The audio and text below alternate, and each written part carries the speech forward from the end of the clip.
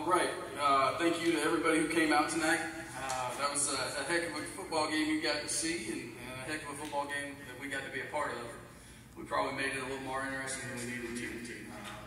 But again, to win the bucket for the first time in 12 years and get it back to Main Street, which was our team's goal, one of our goals for this season, that's a big deal for our program. To be a Big 12 team is a big deal for our program.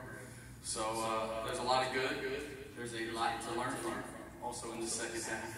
And we will do that. I thought the first 24 to 26 minutes of the game was Rice out football. It was the jump from game 1 to game 2 we wanted to see. And then we found a way to make that game way too interesting through turning the ball over and doing a couple things that we know we have to get out of our system if we want to be a championship team. But with that being said, I can't remember a time I've been more proud of a group of men in the locker room to continue to fight into overtime the way they do for the game to come down to absolutely one play on a 2-point conversion in the second overtime. Brought some guys with me that will get a chance to talk to you. You'll hear from Trayshawn Gavones, you'll hear from Coleman Coco, as well as Luke McCaffrey and our true freshman running back, Dalen Alexander, who had a big impact on the game today. But before they come up, I'll open it up for any questions. Bloom, it's not the first time you've taken the team to deep water. What was different about tonight? You know, I think it comes down to our DNA. I really do, and what this team has decided to be about, and how much they care for each other. Because again, you take teams to deep water, and you should love it, right? You should love the results. You should feel like when you're taking a team from the Big 12 Conference to deep water, you're giving yourself a chance to win. But you're right. There's times we haven't been able to finish that story, and we finished it the right way today with a little more drama than needed. And then we've talked about JT. You said last week we had to get some time. We'll see what happens. What do you think about him today and him in overtime? Yeah, I think it's the 6th most passing yards in Rice history. So just the start of what he can do, because he played good today, but he didn't play his best game. Like, we're going to see better, and that's exciting. So I think there's a lot of good. I thought he was protected pretty good for the most part against some very exotic defenses. If you guys have covered us for years, you know how I feel about Doug Bilk and how I feel he does as a defensive coordinator and how tough he makes every down. And our guys did a pretty good job handling that. I thought Coach Tuiasosopo put a great plan together and called a great game. And so there's a lot of exciting things going on that side of the ball, certainly in that first 24 to 26 minutes. In that last play, did you look? Did you cover your eyes? No, I looked. You know, they lined up in the formation and we Kodaked them. So that what we thought is if we did it late enough, they'd use up what would have been their number 1 call for that 2-point play. And it looked like it was going to be quarterback plunge. And so then they came back and we were prepared. We had a better call for the plunge, and we were also very in tune. They might do something different because we saw the play start.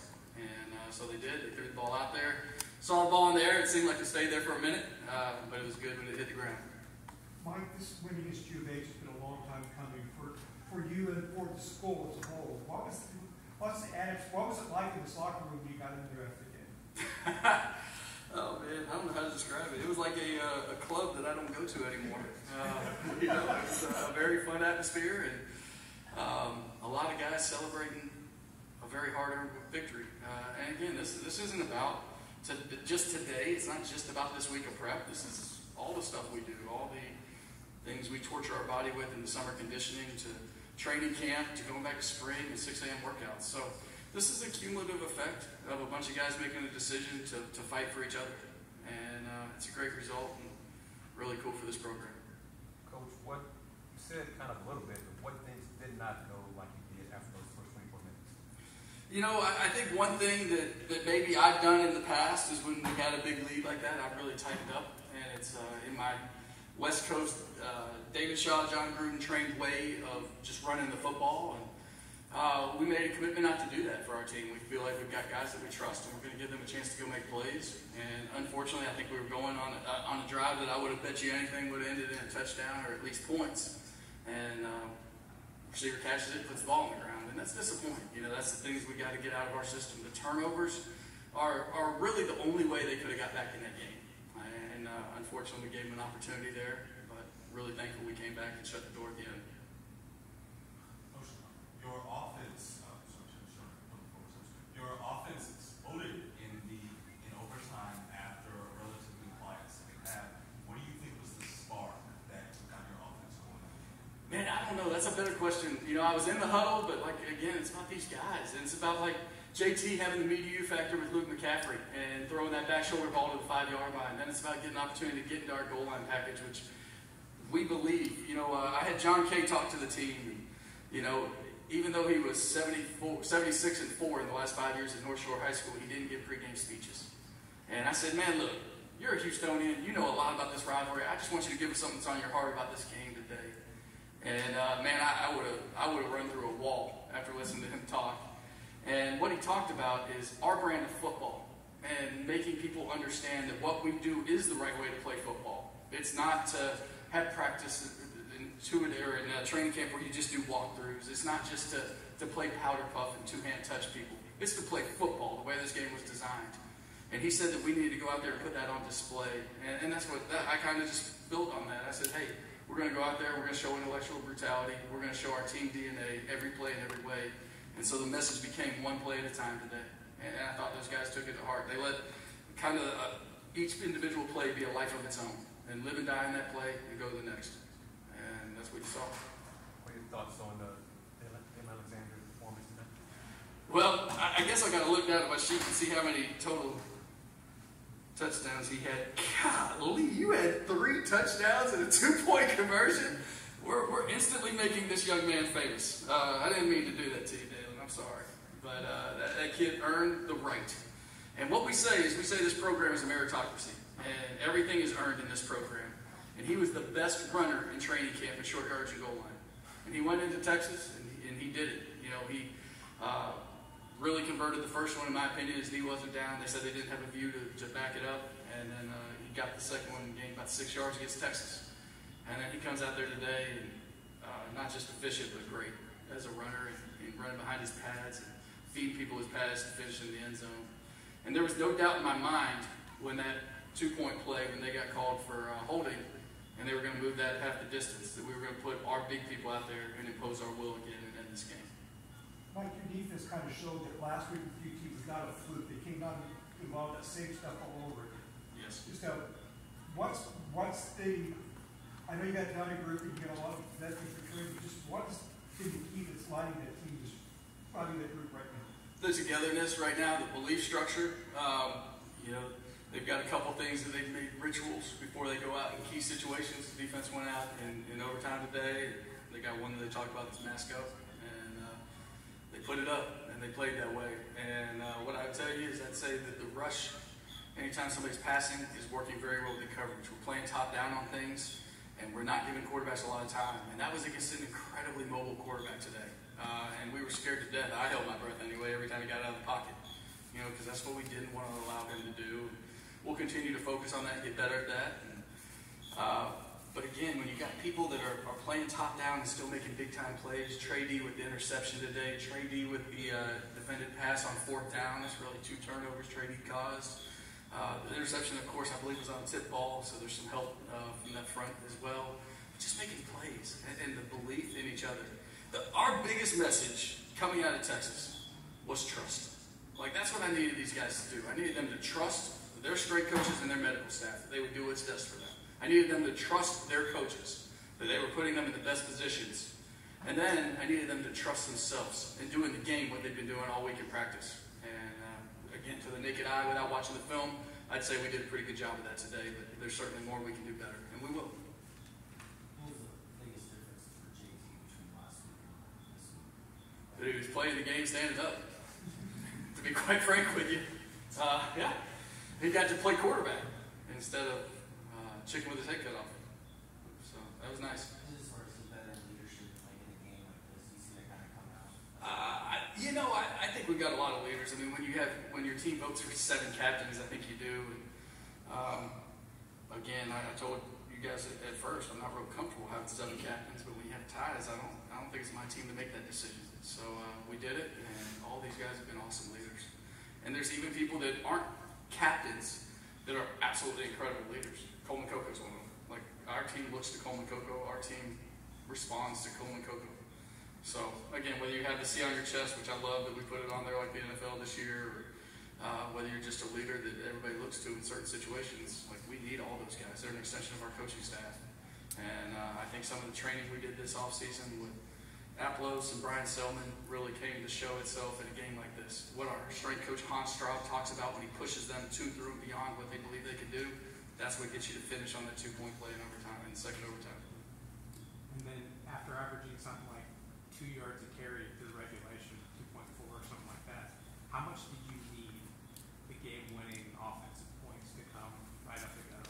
Not at all. I just needed the 2 points, the points to come.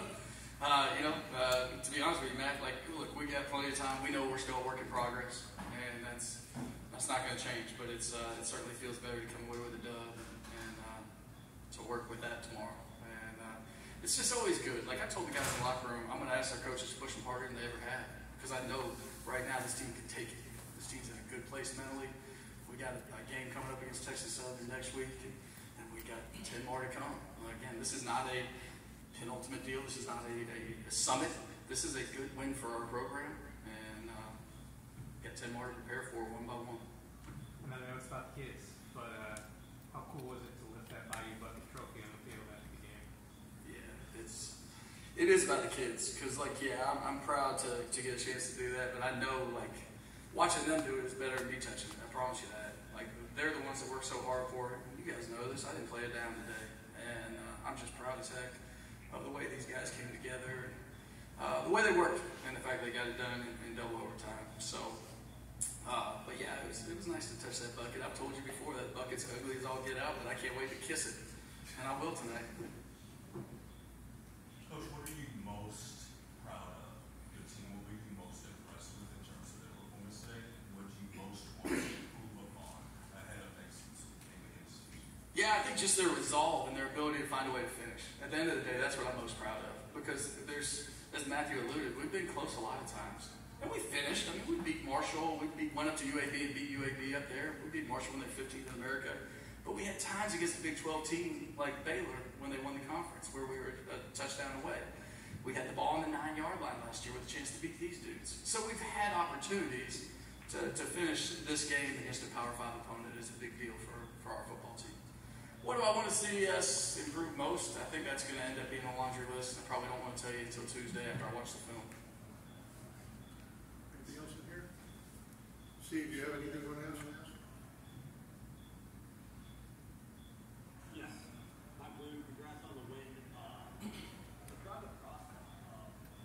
This was a team that beat you 44-7 2 years ago. Last year, you came down with the one champ. What's it like making those incremental steps and finally seeing this come to fruition? Yeah, Steve, I think you're speaking my language. Those steps, as long as they're going the right direction, are what we're all about as a program. And those incremental steps have been there. But it's really nice when the incremental steps, that's what you say when you take over a program. You're going to go from losing big to losing small to winning big. And that's the natural transition of a championship program. And so you're right. If we're in phase 3 right now and we're going to win small, I may make it through the season, I may not. But the reality is I'm just proud of our guys for taking those steps each year. And I guess the same can be true about Texas, right? You look at Texas 2 years ago, and they beat the life out of us 58-0. And then here we are with a team that's starting off the game, fighting them tooth and nail, defense that's unrelenting and holding them to field goals. And I had no idea how the Alabama game turned out. How did it turn out? UT won. I told y'all they were good. Dadgummit. That's a good football team over there. They're a good football team.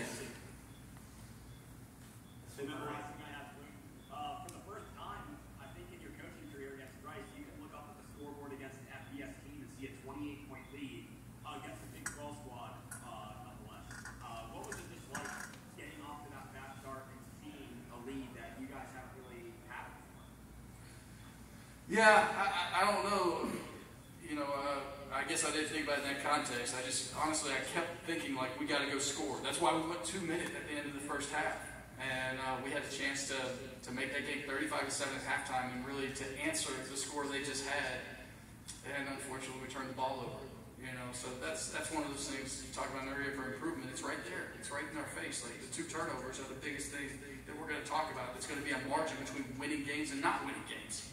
And we know that if we can have a positive turnover margin with as good as we are, as talented as we are, and as good of situations our coordinators are going to put us in, all three coordinators did a great job today. Whether you're talking about Brian Smith with the defense or Pete Allenmore with special teams, and I already mentioned Tui.